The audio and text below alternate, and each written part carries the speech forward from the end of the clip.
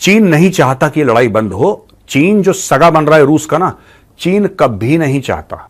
लेन then करके जो करना करो, लड़ाई वड़ाई खत्म करो, दुनिया परेशान है तुम्हारी लड़ाई से, डोंट फाइट। ये भाई लोग अपनी मीटिंग कर रहे हैं दुनिया के किसी कोने में, और जो रूस है रूस को बुला नहीं रहे। वो कह रहे हम रूस को नहीं बुलाएंगे, ये डिसएंगेज करवाएंगे। और ये लड़ाई इसलिए खत्म होना जरूरी है क्योंकि अगर चाइना के नकेल डालना है ना, तो ये लड़ाई खत्म होना बहुत जरूरी है। चाइना बहुत फायदा उठा रहा है इस लड़ाई का, बहुत ज्यादा फायदा उठा रहा है। নমস্কার, আপনাদের সবাইকে স্বাগত। ভারত বিশ্বের নতুন শক্তি হয়ে উঠেছে। কিছুদিন আগেই ভারতের প্রধানমন্ত্রী নরেন্দ্র মোদী রাশিয়া সফরে গিয়েছিলেন। এই সফরের উপর নজর ছিল আমেরিকা সহ সারা বিশ্বে। এবার ভারতের মাস্টার স্ট্রোক, প্রধানমন্ত্রী নরেন্দ্র মোদী যাচ্ছেন ইউক্রেন। আপনারা সবাই জানেন 2 বছরের বেশি সময় থেকে যুদ্ধ হচ্ছে দুই দেশের মধ্যে। এই বিষয়ে ভারতীয় মেজর গৌরবারিয়া কি বলেছেন শুনুন। मुझे लगता है मुझे भी भविष्यवाणी के बिजनेस में चले जाना चाहिए। दोस्तों, मैं आपको बता रहा हूं, बहुत पहले की यह बात है, इनफैक्ट कुछ दिनों पहले, बहुत पहले भी नहीं, कुछ दिनों पहले की बात है, मैंने यह बोला था कि प्रधानमंत्री मोदी जरूर जाएंगे यूक्रेन। जेलेंस्की तो मिले थे, जेलेंस्की ने बोला आइए आइए, तो कई लोग बोलते हैं कि साहब आप आइए, जरूर आइएगा। कोई ये नहीं बोलता कि साहब जरूर मत आइएगा, सभी लोग कहते हैं जरूर आइएगा। मैं कई दिनों से एक बात लगातार दर लगातार बोल रहा हूं, और यह बात है कि जो यूक्रेन रशिया की लड़ाई की समाप्ति है, उसमें भारत का एक अहम किरदार होगा। यह मैं कई दिनों से आपको बात बोल रहा हूं। मैं यह भी बोल रहा हूं कि अगर ट्रंप नवंबर में बन के आता है प्रेसिडेंट, तो Trump, Putin, Zelensky, Modi ji, ये 4 खिलाड़ी हैं जो मिलकर इस लड़ाई को खत्म करेंगे। दोस्तों, आप सबसे पहले मेरा ही एक पुराना वीडियो जरा देखिए, आप डेट देखिए। लेकिन फ्रंट फुट पे मोदी जी खेल रहे हैं because he is the most well placed. Xi Jinping बोल पाएगा? नहीं बोल पाएगा, क्योंकि शी जिनपिंग चाहता ही नहीं लड़ाई खत्म हो। शी जिनपिंग चाहता ही नहीं है कि लड़ाई खत्म हो।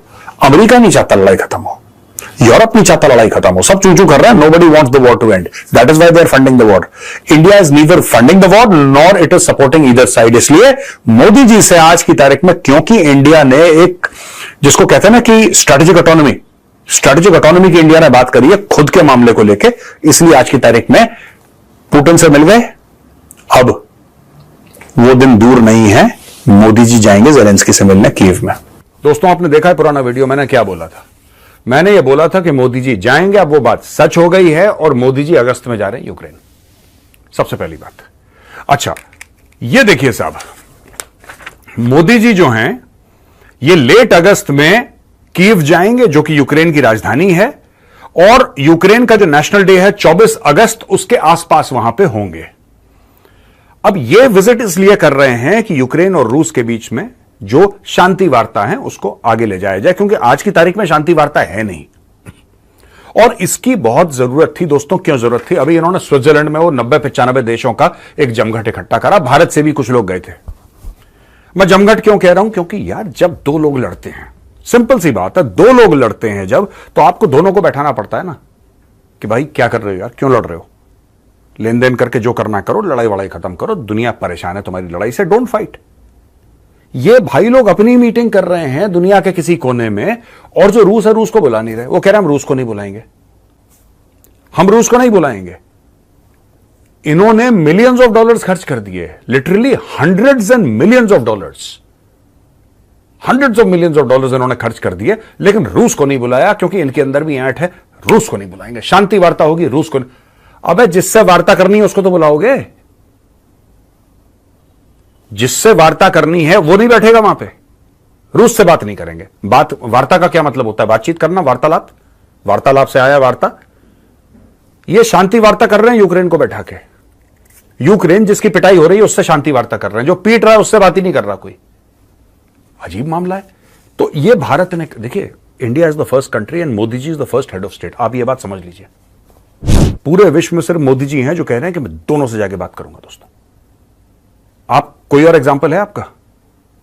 जो बंदा, कीव बहुत लोग गए हैं, कीव बहुत लोग गए हैं। बोरिस जॉनसन भी कीव गया है, और ऋषि सुनाक भी गया है, और आपका जो बाइडेन 1-2 बार हो आया है, और भी कई लोग कीव गए हैं। हो सकता है कि मॉस्को भी 1-2 आए हों, मैं मना नहीं कर रहा, कम लोग जाते हैं मॉस्को बहुत, लेकिन मॉस्को भी 1-2 लोग गए हों। लेकिन दोनों जगह मोदी जी पहले हैं जो जाएंगे, और ये जो युद्ध है ये खत्म होगा। आप देखना इस साल के एंड तक आपको एक, कम से कम, मैं ये नहीं कह रहा कि इस साल के एंड तक खत्म हो ही जाएगा, 100% गारंटी है, no, I am not saying that. मैं ये कह रहा हूं कि आपको इस साल के एंड तक रोड मैप पता लग जाएगा कि हां ये खत्म होने की कागार पे है, उस डायरेक्शन में जा रहा है। अब ये देखिए साहब, मोदी जी और जेलेंस्की ये G7 के साइडलाइंस में मिले थे। इन दोनों ने जैसे कि शेक हैंड करा, फिर हक करा एक दूसरे को। दोस्तों, अब एक ट्वीट है जेलेंस्की का 6 जून का। 6 जून को जेलेंस्की ये कहता है कि साहब मैं मोदी जी को कांग्रेचुलेट करता हूं, उन्होंने उनको इलेक्शन में विक्ट्री मिली है, और फिर कहते हैं कि मैं चाहता हूं कि वो भारत के लोगों के लिए जल्दी जल्दी सरकार बनाए, फिर लोगों के लिए काम करें, और मैंने ग्लोबल पीस समिट की बात करी है, और मैं इंडिया का पार्टिसिपेशन चाहता हूं, और मैंने प्रधानमंत्री मोदी को आमंत्रित करा है कि सर जब भी आपको कन्वीनियंट टाइम हो आप यूक्रेन जरूर आए। अब ये तो कहने की बात हो गई। यूक्रेन का नेशनल डे, समझ रहे हैं, अगस्त में यूक्रेन का नेशनल डे है। यूक्रेन का नेशनल डे पे मोदी जी वहां पे जा रहे हैं, ठीक है। इसका मतलब, अब आप समझिए, यूक्रेन इसका मतलब नेशनल डे मनाएगा, जाहिर सी बात है, चाहे युद्ध हो रहा हो नेशनल डे तो मनाएगा वो। भाई हमें आजादी मिली, हम 15 अगस्त मनाते हैं कि नहीं मनाते? मनाते हैं ना, चाहे कुछ भी हो जाए, 15 अगस्त तो मनाते ही मनाते हैं। यूक्रेन भी अपना नेशनल डे मनाता है, और उस नेशनल डे में बुला रहा है मोदी जी को। तो आप एक और बात मान के चलिए कि नेशनल डे पे मोदी जी को बुलाना ये एक बड़ी सिग्निफिकेंट चीज है। जबकि मोदी जी जब मॉस्को गए तो जेलेंस्की ने बोला कि मुझे बहुत बुरा लगा कि मोदी जी गले लगे पुतिन से। मोदी जी दुनिया के सबसे बड़े लोकतंत्र के प्रधानमंत्री हैं, सबसे बड़े लोकतंत्र के मुखिया हैं, और यहां पे व्लादिमीर पुतिन है जो कि एक हत्यारा है, खूनी है। उन्होंने वर्ड यूज करा ब्लडी क्रिमिनल, उसने ब्लडी क्रिमिनल वर्ड यूज करा जेलेंस्की ने पुतिन के लिए। और ये कहते हैं कि मैं आहत हुआ हूं क्योंकि मैं जाहिर सी बात है इंडिया वर्ल्ड की बिगेस्ट डेमोक्रेसी, और आप जाके पुतिन से कैसे मिल सकते हैं? तो भैया ऐसा है, बिना पुतिन से मिले अगर किसी को यह गलतफहमी है कि पुतिन से नहीं मिले और शांति हो जाएगी, यह असंभव है। अमेरिका अपने सर के बल खड़ा हो जाए, क्योंकि चीन नहीं चाहता है लड़ाई बंद हो। दोस्तों,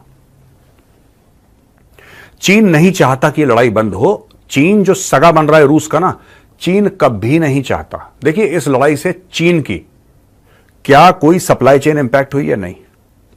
चीन का इसमें फायदा क्या अगर लड़ाई हो? चीन का यह फायदा है कि पूरा वेस्ट अब चाइना की ओर थोड़ा सा कम देख रहा है। चाइना की बड़ी स्क्रूटनी हुआ करती थी, प्राइमरी नेशनल सिक्योरिटी थ्रेट, फलाना ढिमका, चीन को ये, वो है, अभी भी है। मैं ये नहीं कह रहा वो गायब हो गया, लेकिन थोड़ा सा टेम्परेचर कम हो गया।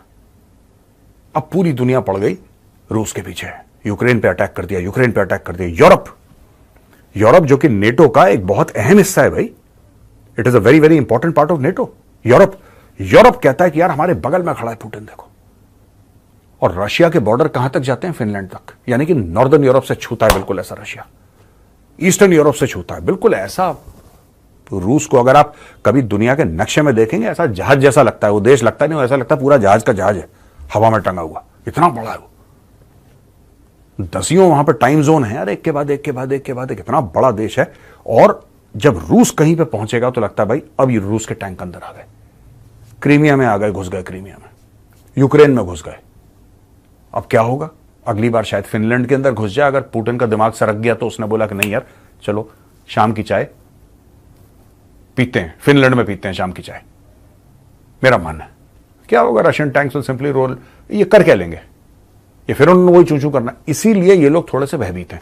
इन्होंने अपना थ्रेट परसेप्शन हल्का सा मोड़ा है और चाइना से हल्का सा अलग हुआ। और चाइना ये भी चाहता है कि वेस्ट को ना, वेस्ट रूस के साथ लगा रहे और ये रूस को सप्लाई करते रहे हथियार, थोड़े बहुत चाइना वाले थोड़ा बहुत पैसे वैसे का जुगाड़ करते रहे, तो रूस भी लड़ता रहेगा लड़ता रहेगा लड़ता रहेगा। चाइना नहीं चाहता लड़ाई खत्म हो, तो अमेरिका भी लग जाएगा वहां पे, यूरोप भी लग जाएगा। और ये जाहिर सी बात है, जब आप पैसे देते हैं लड़ाई के लिए तो आप थोड़े बहुत तो अंदर से कमजोर होते ही होते हैं यार। कितने 100 अरब डॉलर दे दिए। अब चाइना पसंद नहीं करता ट्रंप को और चाइना पसंद नहीं करता मोदी जी को। एक तो मोदी जी ने लाइन ऑफ एक्चुअल कंट्रोल पे आईबॉल टू आईबॉल डिप्लॉयमेंट करवा दिया, वहां पे मिरर डिप्लॉयमेंट करवा दी, ठीक है जी, उतने। अब इनको ये चीज पसंद नहीं आ रही, क्योंकि इनको ऐसा लगा था कि ये लोग गलवान में आएंगे और इंडियन आर्मी बोलेगी हाय राम, चाइनीज आर्मी, ओए होए 12-15 फुट लंबे ये बंदे, ये तो हमें खा जाएंगे, चलो चलो चलो। अब ऐसा हुआ नहीं। वहां पे इंडियन आर्मी ने लगा दिया चीनी फौज का टीका। अब टीका लग गया चीनी फौज का, उनको लगा झटका, क्योंकि किसी ने उनको ऐसे ट्रीट करा नहीं था, राइट। अब दोस्तों हुआ ये कि अब उनको झटका लग गया, उन्होंने बोला कि ये जो प्रधानमंत्री है इसकी लीडरशिप, देखिए फौज तो पहले भी बहादुर थी, ऐसी बात नहीं कि मोदी जी के प्रधानमंत्री बनने के बाद भारतीय सेना, इस भारतीय सेना ने तो अच्छे अच्छों की गर्दनें उतारी हैं, अच्छे अच्छों की गर्दनें उतारी हैं। सेना तो वही है, सेना पहले भी अच्छी थी, आज भी अच्छी है, सेना कोई स्पेशल, वही सेना है, राइट। लेकिन क्या है कि नेशनल लीडरशिप से बहुत बड़ा फर्क पड़ जाता है। आप एक डायरेक्शन दे देते हैं कि यार ऐसा होगा, डोंट वरी। मैं आपको छोटा सा उदाहरण देता हूं, ये चाइना के जो सकपकाहट है ना, चाइना की, आपको याद है सर्जिकल स्ट्राइक हुई थी, याद होगा आपको, सर्जिकल स्ट्राइक हुई थी और बिल्कुल इंडिया ने, जिसको कहते हैं कि पाकिस्तान के अंदर घुस के मारा था। सर्जिकल स्ट्राइक जो है दोस्तों, ऐसा नहीं है कि पहली बार हुई थी, इसके पहले भी इंडियन आर्मी पाकिस्तान के अंदर घुस के कई बार ठोक चुकी है, पहली बार नहीं था सर्जिकल स्ट्राइक। लेकिन पहली बार ऐसा हुआ कि देश के प्रधानमंत्री ने यह बोला कि यार तुम अंदर जाओ, इनको मारो, चिंता मत करो, मैं तुम्हारे साथ खड़ा हूं, चाहे कुछ हो जाए, राइट, कुछ हो जाए मैं तुम्हारे साथ खड़ा हूं। तुम जीत गए तो जीत का सेहरा तुम्हारे सर, अगर कुछ गड़बड़ होती है तो जिम्मेदारी मेरी। बेसिकली यह फंडा था, बेसिकली यह फंडा था। दोस्तों ये जो स्टोरी है ना पूरी, यही चीज चाइना के अगर परिप्रेक्ष्य में, चाइना के कॉन्टेक्स्ट में आप देखें, चाइना को यही चीज पसंद नहीं है कि कोई बंदा बोल रहा है इंडियन आर्मी को ठोक दो उनको। आर्मी तो पहले भी ठोक देती, मोदी जी ना भी प्रधानमंत्री, कोई और प्रधानमंत्री होता वो भी बोलता इंडियन आर्मी तब ठोक देती। लेकिन सिर्फ ये बोलना कि जाओ तुम ठोक दो, कोई बात नहीं, that is a very big deal in itself, right, क्योंकि कोई भी नेता इतनी बड़ी जिम्मेदारी लेना नहीं चाहता। अब हुआ यह है, यहां पे ट्रंप जो है लगातार लगातार बोल रहा, उसने कोरोना वायरस को भी बोला ये चाइनीज वायरस है, ठीक है, वो कहता this is the Chinese virus. China को बहुत बुरा लगा, ये कहता चाइना ने करवाया। ट्रंप जो है वो एंटी चाइना है, और आप मान के चलिए मोदी जी भी एंटी चाइना है, मोदी जी भी एंटी चाइना। अब ये दोनों एंटी चाइना वाले, इनका सिर्फ एक काम है, ट्रंप का और मोदी जी का, कि किसी तरीके से रूस को चाइना की चंगल से दूर करो। अगर अभी ट्रंप होता, ये लड़ाई होनी नहीं थी, मैं आपको बता रहा हूं, ये लड़ाई होनी नहीं थी। ये लड़ाई, आपको क्या लग रहा है, ये लड़ाई सिर्फ इसलिए हुई है क्योंकि पुतिन यूक्रेन के अंदर घुस गया? ये बड़ा एक सिंपलिस्टिक एनालिसिस होगा अगर आप ऐसा सोचते हैं कि ये लड़ाई तब शुरू हुई साहब, वो 24 फरवरी के दिन साहब 2022 था, 24 फरवरी के दिन वो घुस गया अंदर साहब पुतिन, और तब से जंग शुरू हो गई। नहीं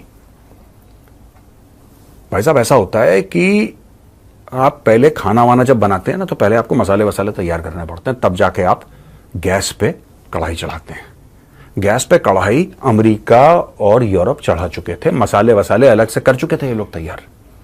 इन्होंने ऐसा एक सिस्टम बनाया कि वो लड़ाई होनी थी। हां, पुतिन बहुत अग्रेसिव है, हां पुतिन ने गलत करा, हां पुतिन को यूक्रेन के अंदर नहीं घुसना चाहिए था, इसमें कोई डाउट नहीं है, मैं भी कहता हूं कि यह गलत था। लेकिन इन लोगों ने पूरा तामझाम बनाया पुतिन को कि पुतिन घुसी जाए अंदर, और आज की तारीख में घुस गया। ये लोग चाहते हैं कि वहीं पे रहे, अमेरिका नहीं चाहता। जो बाइडेन की बात कर रहा हूं मैं, पूरे अमेरिका एज अ होल नहीं, जो बाइडेन नहीं चाहता है लड़ाई खत्म हो। आप जान लीजिए, जो बाइडेन नहीं चाहता ये लड़ाई खत्म हो, जो बाइडेन नहीं चाहता कि यूक्रेन और रशिया की फोर्सेस डिसएंगेज करें, वो चाहता ही नहीं। आज की तारीख में मोदी जी, अब देखना, ये अगस्त को जाएंगे, ये जैसे ही अगस्त में जाएंगे वहां पे, मैं ना एक प्रेडिक्शन कर रहा हूं, सही आ गया इस मामले में। अब दूसरा प्रेडिक्शन मैं आज कर रहा हूं। मैं ये प्रेडिक्शन कर रहा हूं कि अगस्त में जब मोदी जी जाएंगे कीव और वहां पे जेलेंस्की को मिलेंगे, जेलेंस्की को मिलने के एक हफ्ते के अंदर मोदी जी और ट्रंप की फोन पे बात होगी। अगर कहीं मिलने तो वो अलग चीज है, वो अलग चीज है। मैं ये नहीं कह रहा कि मिलेंगे, मैं ये कह रहा हूं कि उनके बीच में बातचीत होगी। अब चाहे मिलके हो चाहे फोन पे हो, I don't know. Modi ji और डोनाल्ड ट्रंप के बीच में बातचीत होगी यूक्रेन और रशिया के लड़ाई के बारे में, और ये होगी अगस्त की लास्ट वीक में। मैं आज आपको बता रहा हूं ये होगा, क्योंकि ये लड़ाई वैसे ही खत्म होगी। ये बेवकूफ हैं, ये 10 बार ऐसे अपने peace summit, global peace summit, फलाना ढिमका पीस समिट करना, कख नहीं होने वाला। लड़ाई तब ही खत्म होगी जब यहां से मोदी जी और वहां से डोनाल्ड ट्रंप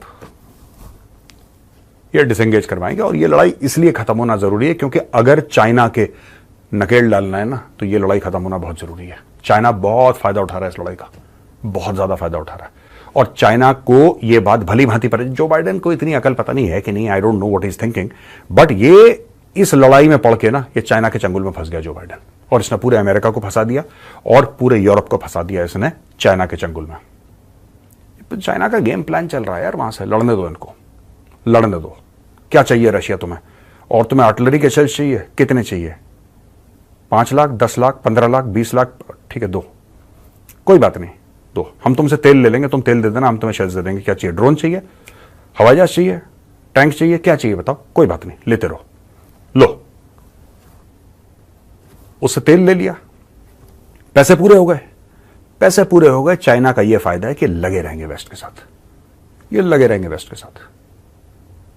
1000 किलोमीटर के फ्रंटेज पे लड़ाई हो रही है भाई, 1000 किलोमीटर के फ्रंटेज पे, और इस लड़ाई को रोकना बहुत जरूरी है। और ये लड़ाई रुकेगी, और ये लड़ाई तब रुकेगी जब ये 4 लोग एक प्लेटफॉर्म पे आएंगे, Modi ji, Trump, Zelensky, Putin, और ये काम होने वाला है। और ये काम 2024 में होगा। 2024 के एंड तक आपको एक रोड मैप दिख जाएगा। मैं ये नहीं कह रहा, फिर से कह रहा कि लड़ाई खत्म हो जाएगी 2024 में, हो गई तो बहुत ही अच्छा है, थैंक गॉड। लेकिन अगर ये नहीं होती है लड़ाई खत्म, तो आपको 2024 के एंड तक 110% एक रोड मैप दिख जाएगा। वरना लड़ाई खत्म हो जाएगी या फिर रोड मैप आपको दिख जाएगा, आपको यह विश्वास हो जाएगा कि लड़ाई खत्म होने वाली है। जय हिंद, जय जवान, जय किसान।